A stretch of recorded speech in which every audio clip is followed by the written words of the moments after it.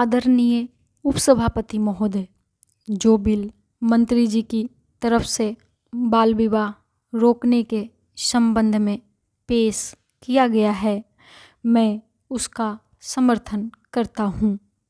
मंत्री महोदय ने इस बिल को पेश करते समय देश की जनसंख्या की समस्या की तरफ भी ध्यान आकर्षित किया है।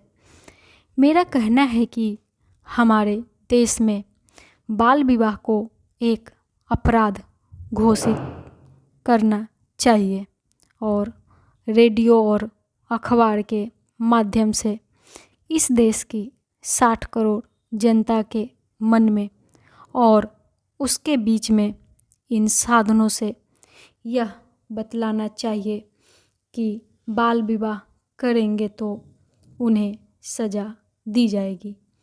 लेकिन दुर्भाग्य है कि इस देश की सरकार देश की समस्याओं के मसले पर विचार न करके अपने रेडियो और अखबार का इस्तेमाल केवल राजनीति के उद्देश्य से कर रही है।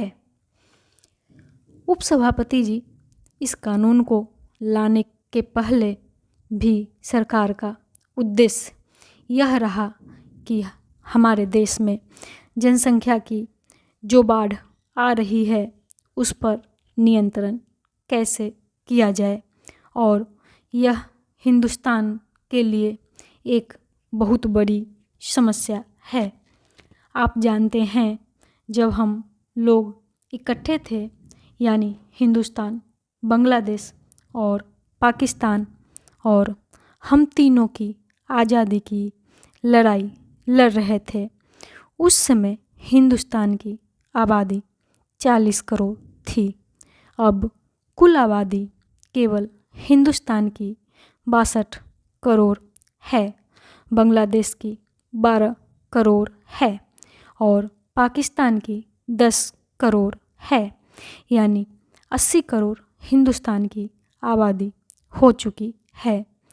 हम अपने देश में जो भी विकास कर रहे हैं, इस हमारे विकास के शिशु को बढ़ती हुई जनसंख्या के राक्षस ने एकदम ग्रस लिया है और हमारे विकास के नवजात शिशु को इस बढ़ती हुई जनसंख्या के राक्षस ने दबोच लिया है।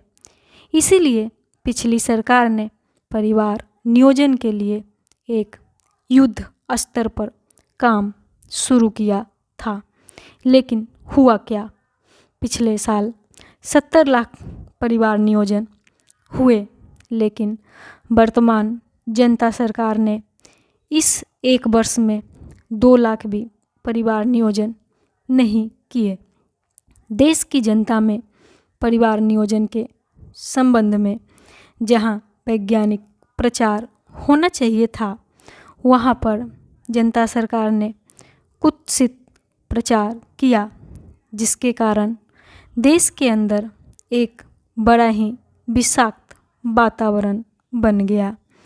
मैं आपसे कहना चाहता हूँ कि जब पिछली सरकार इस देश में श्रीमती इंदिरा गांधी के नेतृत्व में काम कर रही थी, तो उस समय परिवार नियोजन का युद्ध स्तर पर काम हो रहा था।